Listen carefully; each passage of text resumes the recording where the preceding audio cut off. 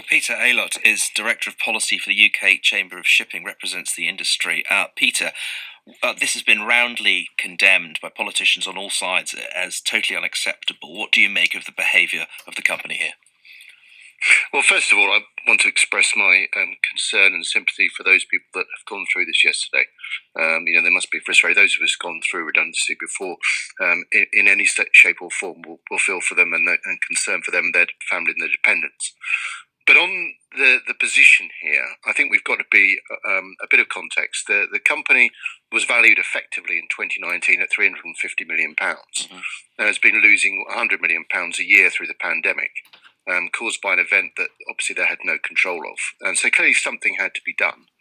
And I can't possibly comment on the conduct of what was done, but I can comment on the fact that 2,200 people's jobs have been saved. Otherwise, the company probably would have ended up, I imagine, in liquidation. But of course, that's a bit of speculation. But what I want to be very clear on is that the company had no option but to do something. And that was very clear from. But do you condemn the way? Do you condemn the manner in which this was done? Sacking 800 people, telling them that this is their last day of employment. I mean, a total lack of understanding how industrial relations are usually conducted in this country. Well, I think two things there. The first one being, I can't comment on the conduct of it. I don't know. Well, why not? You've observed it. You must have a view. We'd like to hear it. Mr. Lees has given you a first-hand experience. I'd have no understanding first-hand exactly what has gone on, and so I would be speculating. So I can't possibly comment on that. But you do. Hang on a second. You do. No. You do know the facts of what happened. You've seen in front of you. You must have an opinion on whether you think this was conducted in an appropriate way, and I'd like to hear it. Well, no. If I may, the 2 points I wanted to make. The first one is that the legal premise behind what has been done is there. The government have been discussing this in Parliament, and the government themselves decided not to take forward this particular principle. Okay, that's an important point, isn't it? Because usually, if you sack more than 100 people, you have to let the government know 45 days in advance. Is this legal in your view? I can't comment because I clearly haven't seen firsthand the documents. I don't know the exact. I'm not here to defend P&O.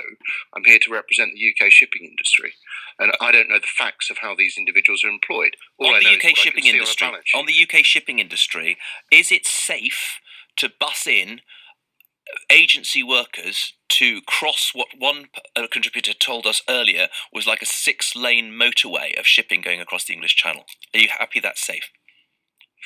I'm content and very confident that P&O will have put procedures in place to ensure that the individuals that are going to be in control of those vessels will be familiar with the ships, familiar with the systems, and will be competent and qualified to operate those vessels in a safe manner. Do you have a view about whether P&O should return the £15 million in furlough money they were given by the government during the pandemic? No, but what I do want to say is it's very clear that the P&O reached out to the government during the pandemic and asked for some assistance, and that was roundly turned down by the government. £30 million was put up for ferries operating in the Dover Straits.